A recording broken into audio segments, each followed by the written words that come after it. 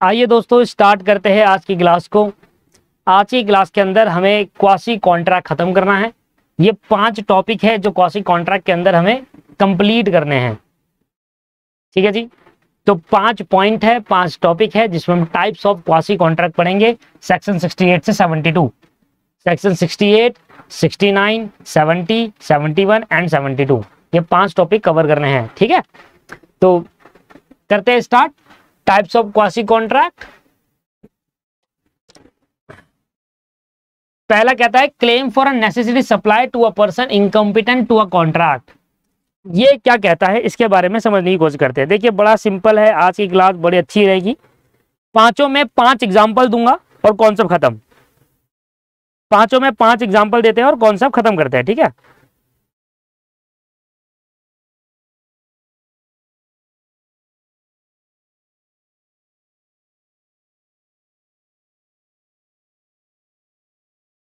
पांचों में 5 एग्जाम्पल देते हैं और कॉन्सेप्ट क्लियर करते हैं। आ जाइए, तो पहले एग्जाम्पल से शुरुआत करते हैं सेक्शन 68 को।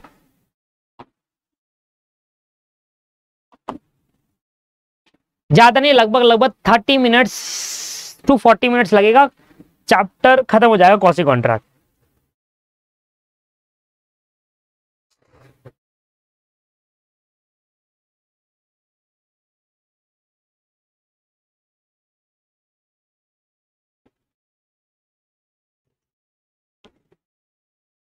लो जी, मान लीजिए दोस्तों एग्जाम्पल नंबर 1 सेक्शन 68। ये एग्जाम्पल आप अपनी नोट्स में उतार लेंगे। समझिए, मान लेते हैं एक पर्सन है, मान लो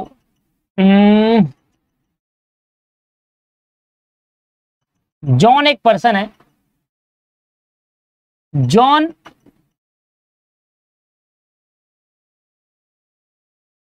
न्यूनेटिक था। न्यूनेटिक मतलब पागल। वो होता है ना जो काफी बड़े हो जाते हैं एज के अंदर, बट उनका दिमाग बच्चों जैसा होता है, जैसे कि जादू कोई मिल गया, कोई मिल गया, कोई मिल गया। तो जॉन भाई न्यूनेटिक था, पागल था, और जॉन का ख्याल रखने वाला था पीटर, सैम। जॉन का ख्याल रखने वाला था सैम। जॉन भाई थोड़ा पागल था और जॉन का ख्याल रखने वाला था सैम। अब देखिए, जो एज में काफी बड़े हो जाते हैं बट उनका दिमाग बच्चों वाला रहता है, तो उनको हाथों से खिलाना, खाना पीना देना, नेसेसरी चीजें देना, ये बहुत जरूरी होता है, क्योंकि उनको कुछ पता नहीं होता चीजों को लेकर। वो बच्चे ही है, उनके दिमाग से तो बच्चे ही है। अब सैम क्या करता था, जॉन को सप्लाई करता था नेसेसिटी चीजें।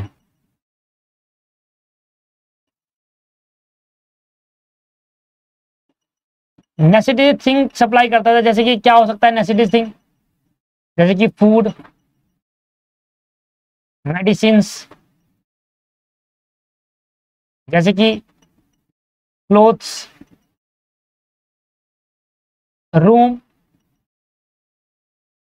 तो ये सारी चीजें चाहिए जॉन के लिए, खाने के लिए चाहिए, कपड़े पहनने के लिए चाहिए, मेडिसिन उसकी चाहिए भाई, और रहने के लिए कमरा चाहिए। तो ये वो नेसेसरी चीज है, और इन पे होता था बहुत सारा एक्सपेंसेस, इन पे बहुत सारा खर्चा होता था भाई। उसको कपड़े दिलाना, टाइम टू टाइम कपड़े चेंज होते हैं भाई, सीधी सी बात है, हर कोई एक टाइम पे कपड़े खराब हो जाते हैं, तो कपड़े देना, फूड्स उसको देना, रोजाना बेसिस पर फूड देना, मेडिसिन देना, क्लोथ्स, ये सारी चीजें के लिए। और ये सारा चीज कौन ध्यान रखता था, सैम ध्यान रखता था। उसकी पूरी लाइफ का ध्यान उसने सैम में रखा हुआ था, क्योंकि सैम को पता था भाई जॉन ल्यूनेटिक है, थोड़ा पागल है। पागल इन द सेंस कि उसका दिमाग बच्चों वाला है, वो उस लेवल पे नहीं सोच पा रहा, और बहुत बच्चों वाली हरकतें हैं उसकी। अब पीटर का हर बहुत सारा खर्चा हो जाता था इस पे। पीटर का दोस्तों बहुत सारा एक्सपेंसिव हो जाता था, और जॉन के पास उतने पैसे नहीं पड़े थे कि वो पीटर को इस एक्सपेंस को बियर कर पाए। John has no money to pay the expenses of Peter. John have no money. John के पास पैसे है ही नहीं दोस्तों कि वो इन एक्सपेंसेस को बेयर कर पाए, पर जॉन की एक प्रॉपर्टी है, जॉन की एक प्रॉपर्टी है। जॉन के पास पैसे नहीं है, पर जॉन के घर वालों ने उसके नाम पर एक प्रॉपर्टी रखी हुई है, तो जॉन के नाम पर प्रॉपर्टी है, जॉन के नाम पे प्रॉपर्टी है। अब सैम अगर चाहे तो जॉन से उसकी प्रॉपर्टी को बेचकर उस जितना भी खर्चा वो करता है सैम के ऊपर, सैम जॉन के ऊपर जो भी खर्चा करता है ना, सैम उसकी प्रॉपर्टी से वो खर्चा रिकवर कर सकता है। ये उसके पास अधिकार है ड्यू टू क्वासी कॉन्ट्रैक्ट, क्योंकि इनके बीच में कोई कॉन्ट्रैक्ट नहीं है दोस्तों। जॉन के बीच में कोई कॉन्ट्रैक्ट नहीं है, जॉन और सैम का कोई कॉन्ट्रैक्ट नहीं हुआ। जॉन ने ये नहीं कह रहा कि सैम तू मेरा ध्यान रखिए और मैं तेरे को बदले में पैसे दूंगा, ऐसा तो कुछ नहीं है। सैम ध्यान रख रहा है जॉन का, क्योंकि वो थोड़ा पागल है और उसका लाइफ की सारी चीजें दे रहा है, अपनी दे रहा है इच्छा से। बट दोस्तों यहां पर यह है कि अगर सैम चाहे तो जो खर्चा उसका हुआ है वो खर्चा प्रॉपर्टी से रीइंबर्स कर सकता है। क्या कर सकता है दोस्तों? रीइंबर्स, प्रॉपर्टी से रीइंबर्स कर सकता है। रीइंबर्स का मतलब रिकवर कर सकता है अपना सारा खर्चा अपनी प्रॉपर्टी से, सारा खर्चा, सारा एक्सपेंस जॉन की प्रॉपर्टी से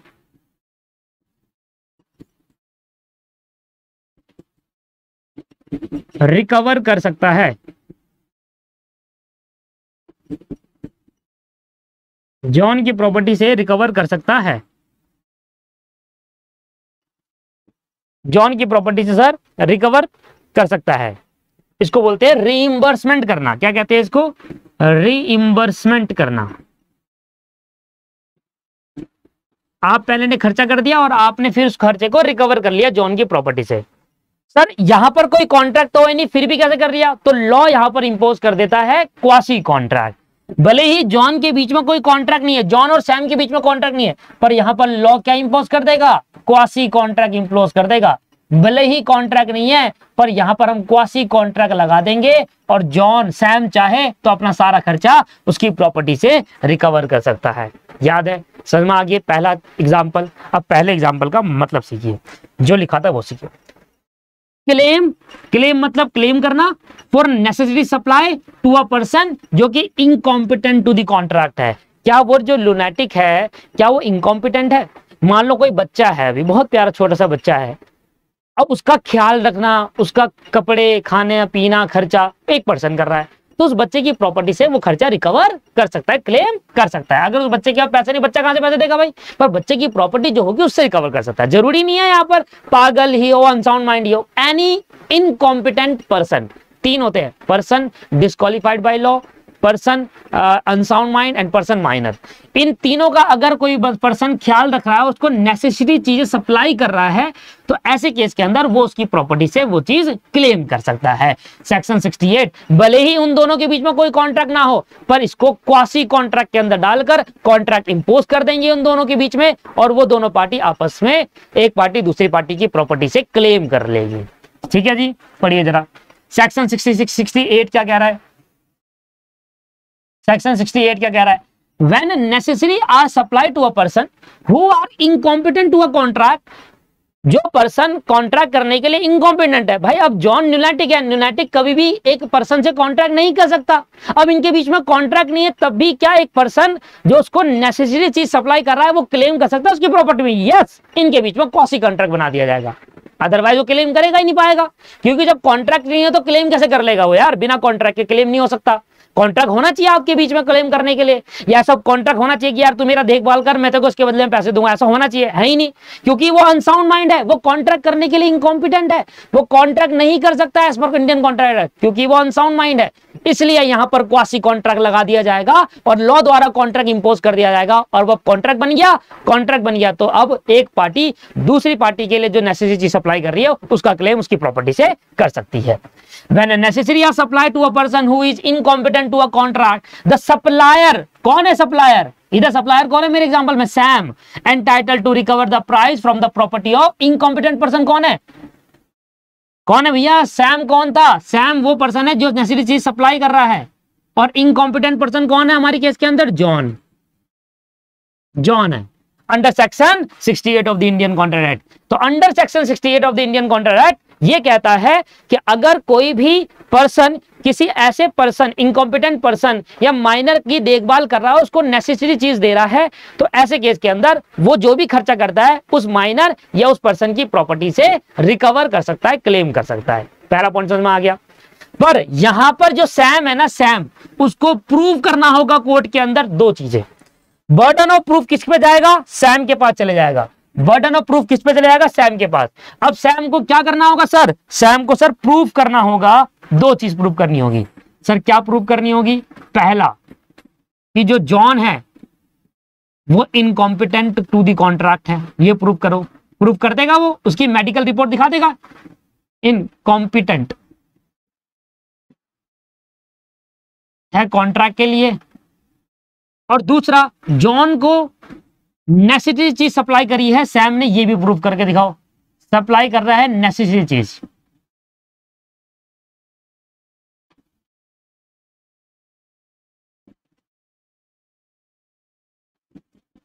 दो चीजें कोर्ट में प्रूफ करनी होगी जॉन को और सैम को। पहली चीज प्रूफ करना होगा कि जॉन एक इनकॉम्पिटेंट पर्सन है, वो कॉन्ट्रैक्ट करने के लिए कॉम्पिटेंट नहीं है। और दूसरा, मैं एज अ सैम जॉन को नेसेसरी थिंग्स सप्लाई कर रहा हूं, ये भी प्रूफ करना होगा। जब दोनों बातें प्रूफ कर देगा तो जॉन एबल हो जाएगा कि वो उसकी प्रॉपर्टी से रिइंबर्स कर जाएगा वो सारा खर्चा। This is the first section of section 68। Logic clear है? कोई डाउट है तो पूछिए, मैं वेट कर रहा हूं आपके डाउट का। ठीक है जी। और जो रिकॉर्डेड वाले बच्चे जो हमारे हैं, अगर उनको कोई डाउट होता है तो आप मुझे मैसेज कर सकते हैं। चलिए तो एग्जांपल नंबर 2 पे चल रहे हैं, कोई प्रॉब्लम नहीं है। एग्जांपल नंबर 2 पे चलते हैं, अगर प्रॉब्लम होगी तो मैसेज कर सकते हैं आप मुझे। सिंपल है, क्या प्रॉब्लम होगी यार इसमें? इतना सिंपल सरल क्वेश्चन है। एग्जांपल नंबर 2 है सेक्शन 69। एग्जाम्पल नंबर 2 है सेक्शन 69। मैंने कहा 5 एग्जाम्पल और चैप्टर खत्म। दूसरा एग्जाम्पल है, मान लो दोस्तों विशाल नाम का लड़का एक जमींदार है। वो होते हैं ना जो लैंड को लीज पर देते हैं। विशाल नाम का लड़का एक जमींदार है जो लैंड को लीज पर देता है। अब इसने लैंड को लीज पर दी, किसको दी? लेट सपोज आर्यन को दी। आर्यन को लीज पर लैंड दी, किराए पर।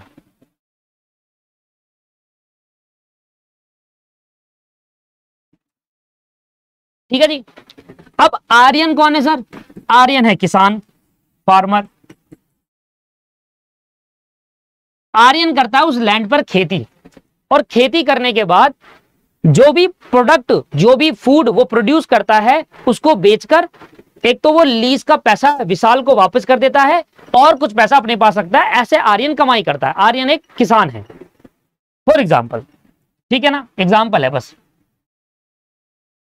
अब क्या हुआ, जो लैंड लीज पर दी गई थी आर्यन उस पर प्रोडक्शन करना चालू करने लगा।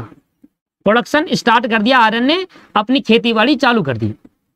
बहुत मेहनत हुई, खेतीबाड़ी चालू करी, कर रहा है, मेहनत कर रहा है और इसका फल जो मिलता है बड़ा लेट मिलता है। आप किसान जब अपने खेती में खेतीबाड़ी करते हैं तो इमीडिएटली इफेक्ट से उसका जो प्रोडक्टिव है वो इमीडिएट इफेक्ट नहीं आता। बहुत साल लग जाते हैं, 6 महीने भी लग जाते हैं, 6 महीने साल भर लग जाता है चीजों को प्रॉपर तरीके से प्रोडक्शन करने के लिए।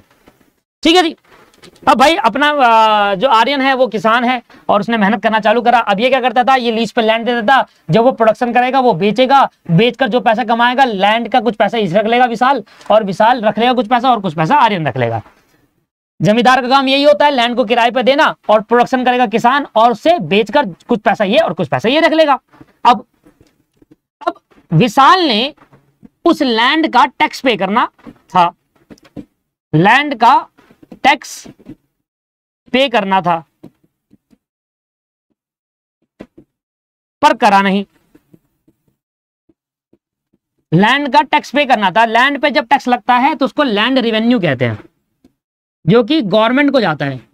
लैंड रिवेन्यू पे करना था जो कि गवर्नमेंट ऑफ इंडिया को जाता है, और वो टैक्स पे नहीं करा, वो लैंड रिवेन्यू जो टैक्स होता है वो पे नहीं करा बाय दी विशाल। विशाल की जमीन थी, पर जमीन तो किराए पर दी है ना आर्यन को, जमीन विशाल की थी, विशाल इज द ओनर ऑफ इस लैंड। अब उसने लैंड का टैक्स पे नहीं करा, इस वजह से गवर्नमेंट ऑफ इंडिया ने विशाल के ऊपर एक नोटिस भेजा। गवर्नमेंट ऑफ इंडिया ने विशाल को क्या भेजा, एक नोटिस भेजा कि भाई आपका अपना टैक्स पे कर दो। नोटिस भेजा टैक्स पे करने के लिए।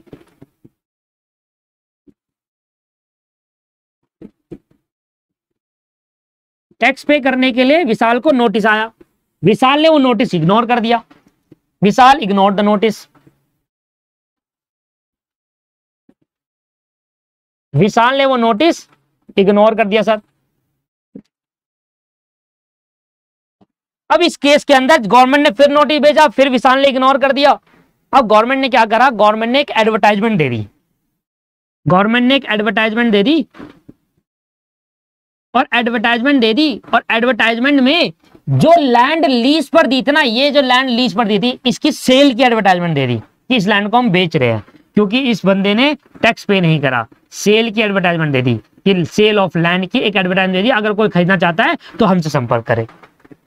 अब भाई जो लैंड की सेल की बात हुई हो रही है, एडवर्टाइजमेंट दे दी गवर्नमेंट ने, क्योंकि विशाल ने इस लैंड का टैक्स पे नहीं करा था, तो गवर्नमेंट ने उस एडवर्टाइजमेंट की सेल के बिल दी कि भाई बेच देंगे, क्योंकि इसका टैक्स हुआ पे नहीं हुआ तो हम इस लैंड को बेच देंगे और अपना टैक्स रिकवर कर लेंगे। अब आर्यन ने ये बात सुनी तो आर्यन ने कहा ये तो बर्बाद हो जाऊंगा ऐसे, उस लैंड पर मैंने बहुत मेहनत करी है। लगभग लैंड रिवेन्यू जो टैक्स था लगभग मान लेते 10,000 रुपए का टैक्स था जो पे करना था किसको, विशाल को, जो विशाल ने पे नहीं करा। अब आर्यन इस बात से परेशान है क्योंकि आर्यन ने पूरी मेहनत करी हुई है उस पर, उस लैंड पर, और आर्यन ये नहीं चाहेगा कि अब अगर लैंड बेच दी तो उसकी पूरी साल भर की मेहनत खराब हो जाएगी। तो आर्यन ने मजबूरी में आकर, विशाल तो मना कर रहा था, विशाल इग्नोर कर रहा है, विशाल पता नहीं कहां है, पर आर्यन ने मजबूरी में आकर आर्यन ने वो लैंड रिवेन्यू टैक्स पे कर दिया गवर्नमेंट को और कहा कि ये जमीन मत बेचो, मैं आर्यन के बदले पर, मैं विशाल के बदले पर लैंड टैक्स पे कर रहा हूं। तो लैंड रिवेन्यू जो टैक्स था वो किसने पे करा, वो पे कर दिया 10,000 रुपए का। आर्यन ने कहा कि मैं पे कर दूंगा लैंड रिवेन्यू विशाल के बदले का, ऑन बिहाफ ऑफ विशाल, क्योंकि भाई यहां पर विशाल ने तो कोई मेहनत करी ना, यहां पर सारी मेहनत किसने करी, आर्यन ने करी। तो विशाल के बिहाफ पर टैक्स किसने पे कर दिया, आर्यन ने। तो अब कॉन्सेप्ट यहां पर निकल कर आता है, क्या आर्यन और विशाल के बीच में कॉन्ट्रैक्ट था कि आर्यन विशाल के बिहाफ पर पे करेगा? नहीं, ऐसा तो कोई कॉन्ट्रैक्ट था नहीं, ऐसा तो कोई कॉन्ट्रैक्ट हुआ नहीं कि विशाल ने कहा कि यार मेरे बदले का रेंट तू पे कर दियो, मेरे बदले का टैक्स तू पे कर दियो।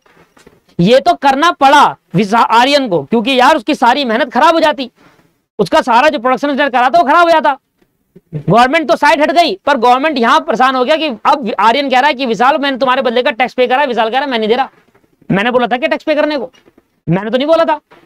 वो कह रहा भाई मेरी मेहनत चली आती, मैंने मेहनत करी थी इसमें, अब टैक्स पे करना पड़ता, नहीं तो जमीन बेच देते और जो भी मेरा प्रोडक्शन था वो खराब हो जाता। वो कह रहा मैंने तो नहीं करा था, मेरे तेरे बीच में कोई कॉन्ट्रैक्ट है नहीं। विशाल ने केस कर दिया, विशाल ने कहा सर ऐसी बात है, विशाल ने जज साहब के पास गया और उसको पूरी कहानी समझाई, ये वाली कहानी। ओ सॉरी, आर्यन ने केस कर दिया विशाल के ऊपर और कहा कि सर ये पैसे देने से इनकार कर रहा है। आर्यन ने विशाल के ऊपर केस करके जज साहब को पूरी कहानी समझाई और जज साहब को बोला कि विशाल आपको पे करना होगा। विशाल कहता क्यों करना होगा, मेरा जब कॉन्ट्रैक्ट है ही नहीं, जब हम दोनों के बीच में कॉन्ट्रैक्ट हुआ ही नहीं, मैंने तो से नहीं कहा था पे करने को, इसने अपने आप पे करा है, तो ये भुगतेगा, मैं क्यों भुगतूं। तो जज साहब यहां पर विशाल के ऊपर क्या लगा देंगे, क्वासी कॉन्ट्रैक्ट लगा देंगे, और क्वासी कॉन्ट्रैक्ट लगा देंगे, विशाल यही कह रहा था ना कॉन्ट्रैक्ट नहीं है, तो क्वासी कॉन्ट्रैक्ट लगा दिया जाएगा। और वैसे केस के अंदर आर्यन उस पैसे को विशाल के वो जो अमाउंट है लीज पे रिकवर कर लेगा, उससे रिइंबर्स कर लेगा।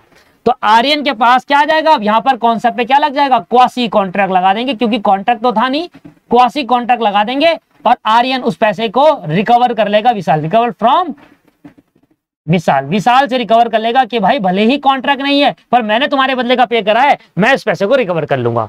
This is the proper thing of section 69। आ जाओ जरा, payment by an interested person, payment by an interested person. Interested person कौन है यहां पर, बताओ दोस्तों, यहां पर आपका इंटरेस्टेड पर्सन कौन है। पेमेंट किसने करी, सर आर्यन ने करी, तो Aryan is a interested person, क्योंकि अगर वो पेमेंट नहीं करता, क्योंकि उसको इस लैंड पे इंटरेस्ट था भाई, उसने उसकी मेहनत करी हुई थी इस लैंड पर, उसको इंटरेस्ट था, और जिस मेन पर्सन ने पे नहीं करा उसके बदले में जो उस लैंड पे इंटरेस्ट दिखा रहा था, क्योंकि उसने मेहनत करी थी, इंटरेस्ट होता ही उसको लैंड पर, उसने पे कर दिया। तो ऐसे केस के अंदर जिस पर्सन ने उस लैंड के टैक्स को पे करा, अब जिस ऑनर की वो लैंड थी उससे वो रिकवर कर लेगा जितना टैक्स पे करा है, क्वासी कॉन्ट्रैक्ट लगाकर। वो ये नहीं कह सकता कि कॉन्ट्रैक्ट नहीं है, पर इसकी कुछ कंडीशन है जो आपको माननी पड़ेगी, उस कंडीशन पे ही रिकवर हो सकता है। पहला, section 69 provide that up provided that the person who is interested in a payment of money, who is the interested, Aryan is interested for payment of money, क्योंकि उसकी खेती बाड़ी पूरी कंप्लीट हो चुकी थी। which another is bound by law, कौन था बाउंड लॉ से पेमेंट करने के लिए, विशाल। to pay who, therefore pay it is entitled to reimburse by the other, विशाल से वो पार्टी आर्यन क्या कर लेगा, reimburse कर लेगा। in order to apply a section of 69 the following condition must be satisfied, आपको ये कंडीशन माननी पड़ेगी तभी आर्यन विशाल से रिकवर कर पाएगा, आर्यन विशाल से तभी रिकवर पाएगा दोस्तों जब ये कंडीशन सेटिस्फाई होगी। पहली कंडीशन क्या है, the payment made should be bona fide for the production of an interest. भाई पेमेंट इसलिए करी जा रही है क्योंकि आर्यन अपने इंटरेस्ट को बचाना चाहता था, उसने जो मेहनत करी थी उस जमीन के ऊपर, जो उसने खेती बाड़ी करी थी उसको बचाना चाहता था, इसलिए उसने अपने प्रोटेक्शन के लिए पे करा। अगर उससे कोई इंटरेस्ट नहीं होता उस जमीन पे तो वो क्यों करता भाई पे, इंटरेस्ट था तभी तो पे करा। पहली कंडीशन सेटिस्फाई हो गई आर्यन की, yes. The payment should not have been made gradually free और वॉलंटरी, आर्यन इस ये सोचकर तो पे नहीं कर रहा था कि यार चल पे कर देता हूं और मैं विशाल से भी नहीं लूंगा, अपनी इच्छा से कर रहा हूं, ऐसा तो नहीं है। आर्यन पहली सोच कर चला था कि भाई मैं अभी तो पे कर रहा हूं क्योंकि मुझे अपनी लैंड बचानी है बेचने से, क्योंकि इसमें मेरी खेती बाड़ी है, पर ये पैसा मैं विशाल से रिकवर करूंगा। तो ये वॉलंटरी नहीं है, ये ग्रेजुअली नहीं है, अपनी इच्छा से नहीं करा। आर्यन ने कहा कि मैं पैसे नहीं लूंगा, चल पे कर देता हूं, इसका टैक्स पैसे भी नहीं लूंगा, ना ना ना, पे कर रहा हूं पैसे लूंगा भाई, अब इच्छा से नहीं करा आर्यन ने। तीसरा, another person must be bound by law to pay, इधर क्या आर्यन बाउंड था क्या पे करने के लिए, another person, Vishal, yes another person था भाई, बाउंड थे पे करने के लिए। And that payment must be made by third party not the himself, Vishal ने पे करा या आर्यन ने, सर आर्यन ने, थर्ड पार्टी ने पे करा जबकि विशाल को पे करना था। चारों कंडीशन सेटिस्फाई हो रही है, इसलिए आर्यन इससे रिकवर कर लेगा। बताइए सर पॉइंट क्लियर है या नहीं है। नीचे मैंने एक और एग्जांपल दिया हुआ है, आप ये एग्जांपल भी पढ़ सकते हैं, और जो मैंने अभी आपको नया एग्जांपल दिया है वो भी आप पढ़ सकते हैं।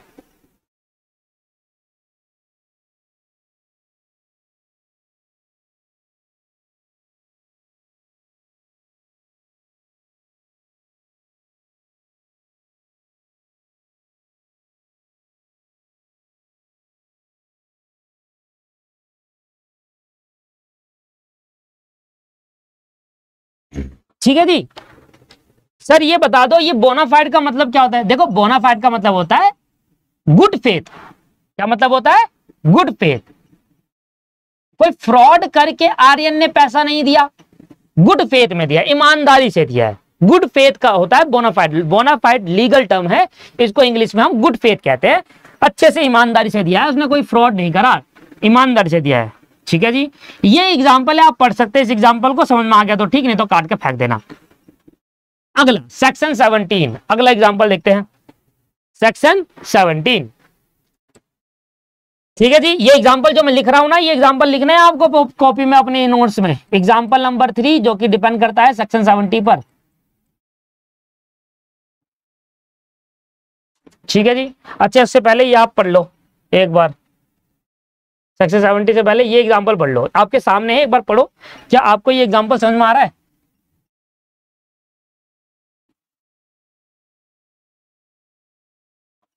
जब तक मैं सेक्शन 17 में क्या एग्जाम्पल देना वो सोच लेता हूं।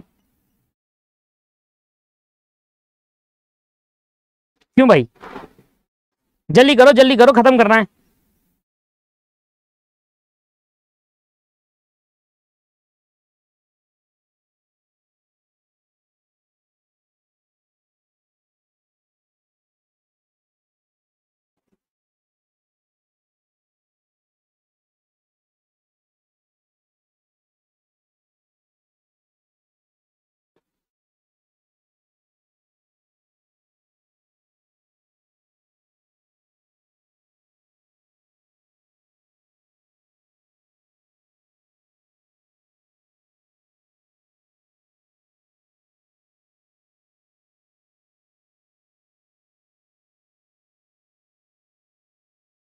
चलिए जी,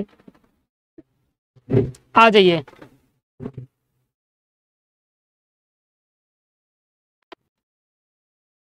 ठीक है जी, अब आ जाओ अगला क्वेश्चन। पढ़ लिया आपने, सिंपल सा है, पढ़ लिया होगा आपने। वही चीज है कि मोहन एक किराएदार है, सोहन एक कमर्शियल पर्पस में है। सोहन को अपना म्युनिसिपल टैक्स पे करना था, सोहन ने करा नहीं। मोहन, अब म्युनिसिपल टैक्स वाले आकर जहां मोहन रह रहा है किराए पे, उसको निकाल रहे हैं, वो बचाने की कोशिश कर रहा है, उसके सोहन के बदले का टैक्स पे कर दिया। अब वो टैक्स सोहन मोहन से वापस ले लेगा, मतलब मोहन के बदले का, सोहन के बदले का टैक्स मोहन ने पे करा, मोहन वो टैक्स वापस ले लेगा। यही है, सिंपल सा है। Benefit of non graduate act section 90, इसका मतलब समझो।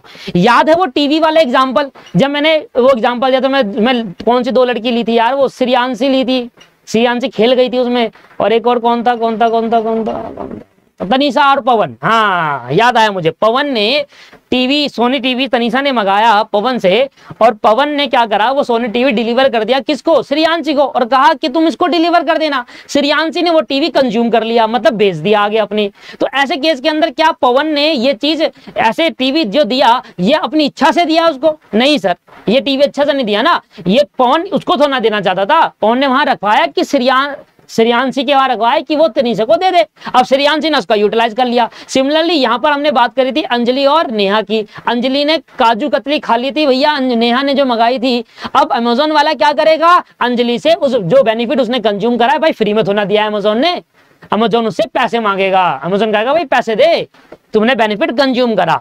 तो भाई ऐसा बेनिफिट जो नॉन ग्रेजुइटीज है, नॉन ग्रेजुइट्स का मतलब होता है विदाउट एनी वॉलेंट्री, मतलब अपनी इच्छा से नहीं। इच्छा होती है ग्रेचुअस, ग्रेचुअस का मतलब क्या होता है, इच्छा। वॉलेंट्री मतलब इच्छा, ग्रेचुअस बोल लो या वॉलेंट्री बोल लो, बात एक ही है। जब आप अपनी इच्छा से देते हो किसी को चीज, मैंने अपनी इच्छा से किसी को गिफ्ट दिया और वो गिफ्ट मैंने उस बंदे ने कंज्यूम कर लिया। मैंने अपनी इच्छा से किसी को गिफ्ट दिया और उस गिफ्ट को अगले पर्सन ने कंज्यूम कर लिया। अब क्या मैं उससे पैसे मांगूंगा उस गिफ्ट के? सर गिफ्ट का मतलब है आप अपनी इच्छा से दे रहे हो। पर यहां पर पवन ने या उस अमेजोन के डिलीवरी बॉय ने श्रेयांशी को या फिर अंजलि को गिफ्ट नहीं दिया सर, उसके बदले में पैसे चाहिए, उसने कंज्यूम कर लिया, तो आप पैसे का क्लेम कर सकता है। तो ऐसा कोई भी काम, ऐसा कोई भी प्रोडक्ट जो किसी दूसरी पार्टी को दे दिया है और दूसरी पार्टी ने उसको कंज्यूम कर लिया, तो अब वो कंपनसेशन में मनी पे करेगा उसके बदले में। तो example of TV will be follow in this section 70. Section 70 deal with the obligation of person enjoying benefit of non-graduate act. Section 70 क्या है भाई? ये वो है जब कोई पर्सन ऐसे चीज का बेनिफिट कंज्यूम कर लेता है जो किसी पर्सन ने उसको अपनी इच्छा से नहीं दिया है। Non graduate act, non graduate का मतलब होता है अपनी इच्छा से कोई चीज नहीं दी जा रही। वो अपनी इच्छा से नहीं देना चाहता तुम्हें टीवी, वो ये नहीं चाहता कि तुम गिफ्ट रख लो इसको, वो ये नहीं चाहता काजू कतली गिफ्ट रख लो ना, उसने अपनी इच्छा से नहीं करा। तो ऐसे कोई नॉन ग्रेजुएट एक्ट का बेनिफिट कोई पर्सन इंजॉय करेगा, तो पर्सन जब वो इंजॉय करेगा तो वो पर्सन बाउंड हो जाएगा, जो बेनिफिट उसने कंज्यूम करा है उसको पे करना होगा। और वो कहेगा कि मेरा और डिलीवरी बॉय का तो कॉन्ट्रैक्ट नहीं था। श्रेयांशी कहेगी मेरा और पवन का तो कोई कॉन्ट्रैक्ट नहीं है, फिर भी यहाँ कौशी कॉन्ट्रैक्ट लगाकर पवन कंपनसेट लेगा किससे? श्रेयांशी से, और डिलीवरी बॉय अंजलि से। ठीक है जी, समझ में आ गया ना? पर यहां पर सेक्शन 70 की कुछ कंडीशन है जो तभी कंपनसेशन ले सकता है पवन या डिलीवर बॉय, जब वो कंडीशन सेटिस्फाई होगी। क्या पवन ने जो टीवी डिलीवर करा वो लॉफुल था? यस। क्या वो डिलीवर बॉय ने जो काजू कतली डिलीवरी करी अंजलि को वो लॉफुल था? Yes. It must be done by the person not intending to act gradually. क्या पवन अपनी इच्छा से देना चाह रहा था? वो नहीं। क्या वो डिलीवरी बॉय अपनी इच्छा से देना चाह रहा था काजू कतली? नहीं। The person for whom the act is done, the person for whom the act is done, किसके लिए वो काम करा गया? श्रेयांशी और अंजलि के लिए। Must enjoy the benefit. क्या उसने बेनिफिट एंजॉय कर लिया? यस। श्रेयांशी ने आगे टीवी भेज दिया और अंजलि ने काजू कतली उसी वक्त खा ली, तो दोनों बेनिफिट। मतलब वो पर्सन जिसने चीजें डिलीवर करी, वो पर्सन जिसने चीजें डिलीवर करी वो वॉलंटरी नहीं था, वो पर्सन जिसने चीजें डिलीवर करी वो लॉफुल था। पवन ने और डिलीवर करा, लॉफुल है। दूसरा, अपनी इंटेंशन नहीं थी कि फ्री में बांट दो, ठीक है, और फिर अगली पर्सन जिसने उसको मिला उन्होंने कंज्यूम कर लिया। जब ये तीन कंडीशन सेटिस्फाई होगी तब अगले पर्सन पे एक अधिकार आ जाएगा, एक राइट्स आ जाएगा कि वो उनसे कंपनसेशन लेगा मनी के तौर पे या कुछ और तरीके मनी पे कंपनसेशन जरूर लेगा, अगर ये तीन कंडीशन सेटिस्फाई होगी थी। क्लियर है? अगला एग्जाम्पल देखिए सर, सेक्शन 17 के में कौन सा एग्जाम्पल लिखोगे? टीवी वाला या फिर काजू कतली वाला? ठीक है जी, समझ में आ गया सेक्शन 70।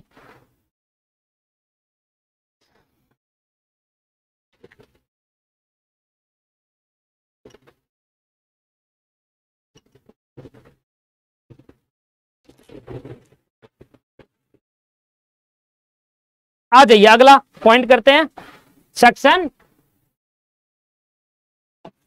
Example number 4, section 71।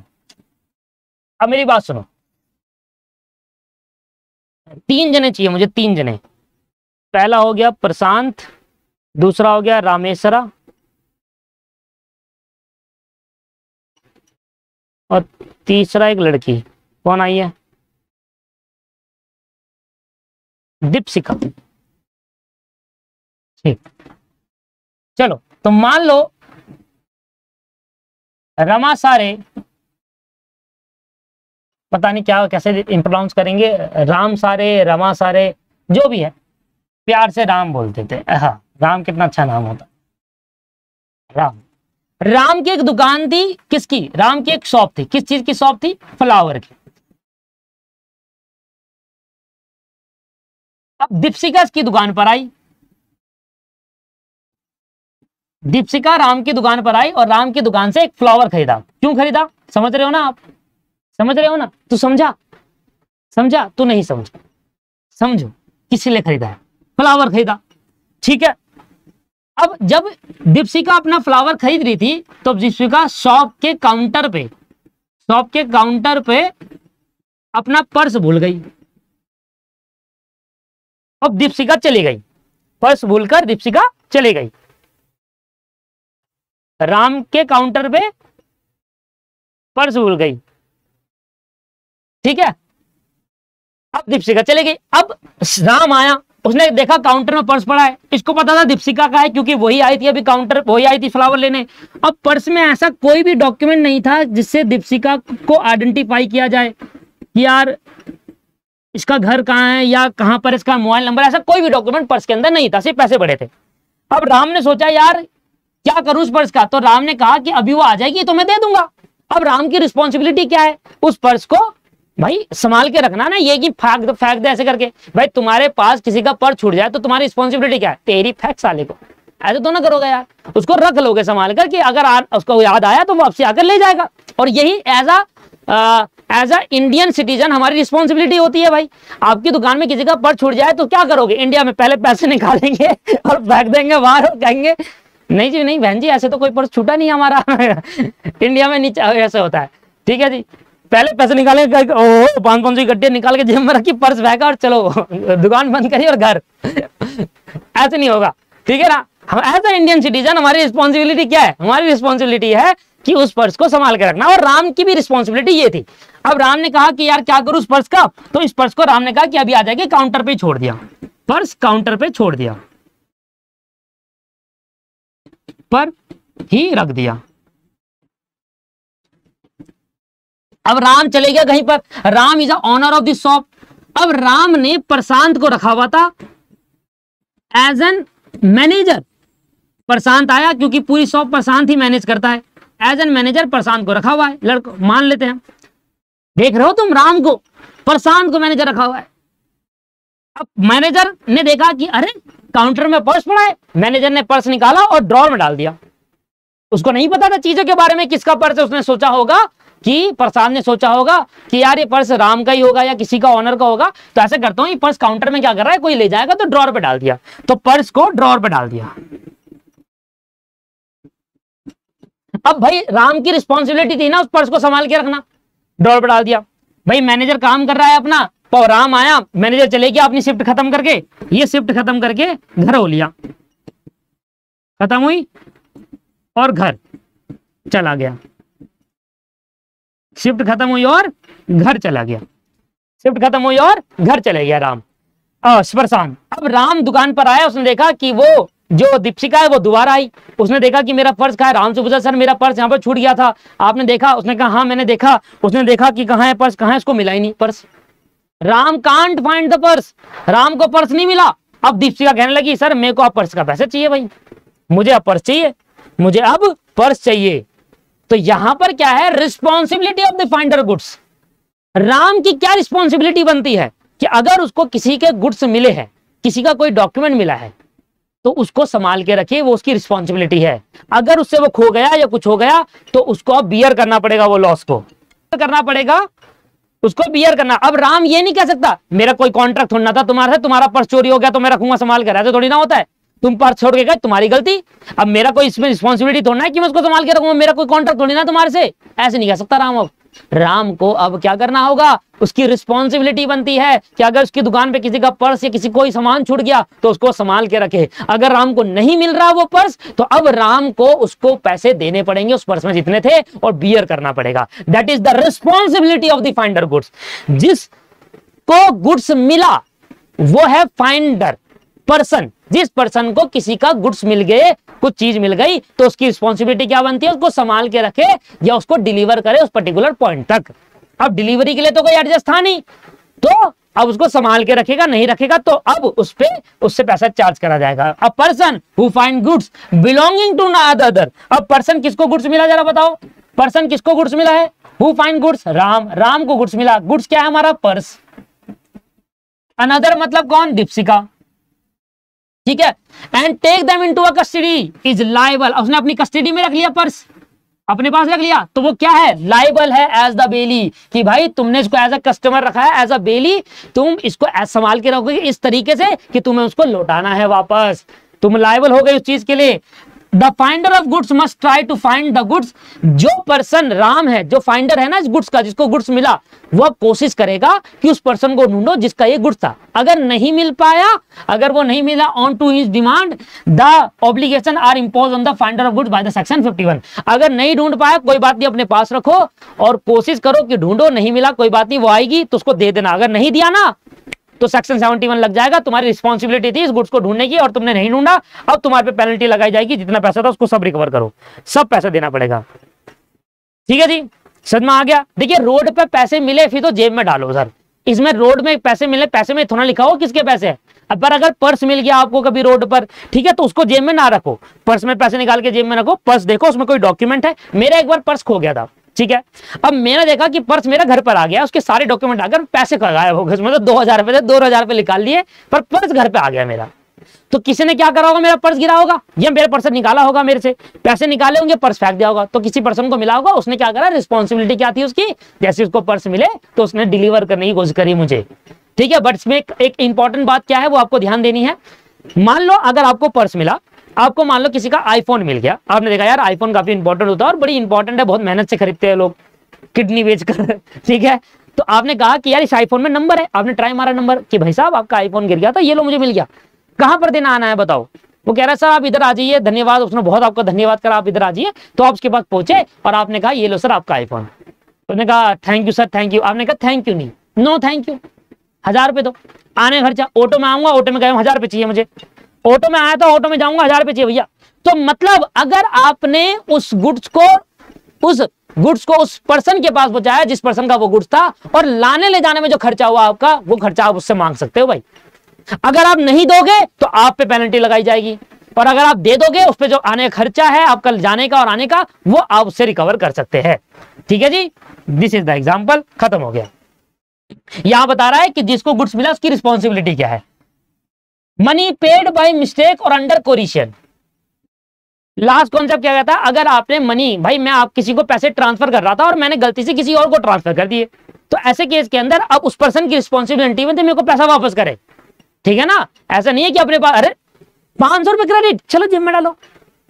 ऐसे एक बार हो गया था, मैं किसी को पैसे ट्रांसफर कर रहा था और मैंने गलती से किसी स्टूडेंट को पैसे ट्रांसफर कर दिए, सेम नेचर के नाम था। तो मैंने स्टूडेंट को मैसेज करा कि मैंने कहा डियर आपसे गलती से पैसे ट्रांसफर हो गए हैं, तो कह रहा है सर मैं आपको रिफंड कर देता हूं, उसने मेरे को रिफंड करा। That the responsibility of the Indian citizen, है ना। उसकी रिस्पॉन्सिबिलिटी क्या, अब वो चाहकर भी वापसी करता, क्योंकि उसका टीचर था मैं। अगर मान लो कोई होता चल बे चल निकल यहाँ से, पढ़ कर दिखा मुझे तू इंडिया है भाई, इंडिया, ये कुछ नहीं चलता यहाँ पर। चलिए, तो कह रहा है कि अगर आपने कोई मनी पेड करी है मिस्टेकनली, गलती से आपने किसी को एक्स्ट्रा मनी पे कर दिया, तो आप अगले पर्सन जिसको मनी मिला उसकी रिस्पॉन्सिबिलिटी है कि वो पैसे को वापस करे। दूसरा, अगर आपने किसी को मनी पे करा है, किसी ने आपको धमकी दी, उस धमकी के कारण आपने मनी पे करा है, तो अगले पर्सन की रिस्पॉन्सिबिलिटी वो वापसी करेगा उस पैसे को। तो मनी पेड बाय मिस्टेकनली और अंडर कोरिशन, तो उसका पर्पस का रिस्पॉन्सिबिलिटी क्या है कि वो जितना पैसा उसको एक्स्ट्रा मिला उसको डिलीवर करेगा। ठीक है जी। According to section 72 a person who money has been paid और anything deliver by a mistake और अंडर कोरिशन मस्ट रीपे और रिटर्न इट। किसी ने धमकी देकर आपसे पैसे छीन लिए, है ना, स्कूल टाइम पे होता है ना, बाहर लड़के खड़े होते तो धमकी लेकर पैसे छीन लेते थे, और उनकी रिस्पॉन्सिबिलिटी, उनको कॉन्ट्रैक्ट पढ़ा देना अब कि भाई ये तुम्हारी रिस्पॉन्सिबिलिटी, तुम मुझे पैसे छीन रहे हो ना अंडर कोरिशन धमकी देकर, अब तुम्हारी रिस्पॉन्सिबिलिटी है कि तुम मुझे पैसा वापसी करोगे, मैं केस कर दूंगा तुम पर। वो दो देगा तुम्हारा और क्या जब पढ़ गएगा पहले तो केस करेगा। ठीक है जी। इसके बाद आपके पास जो आता है वहां पर पॉइंट आता है कि आपने अगर गलती से किसी को पैसे ट्रांसफर कर दिया तो उस केस के अंदर वो आपको रिटर्न करेगा पैसे को, और वो मना नहीं कर सकता अंडर कॉसी कॉन्ट्रैक्ट। उस पर कॉसी कॉन्ट्रैक्ट अप्लाई हो जाएगा, वो कहेगा मेरा तो कोई कॉन्ट्रैक्ट ना, तुम्हारी गलती है, तुमने मुझे पैसे क्यों ट्रांसफर करा गलती से। वो कॉसी कॉन्ट्रैक्ट, कोई कॉन्ट्रैक्ट है नहीं, तो लॉ इंपोज कर देगा उसके ऊपर कॉसी कॉन्ट्रैक्ट और उसको पे करना पड़ेगा। This is the proper chapter खत्म। चलिए, तो यहां पर आपका चैप्टर खत्म हो गया है। अब बाकी की चीज हम अपनी नेक्स्ट क्लास में डिस्कस करेंगे। आज की क्लास को यहीं समाप्त करते हैं। Bye bye, take care.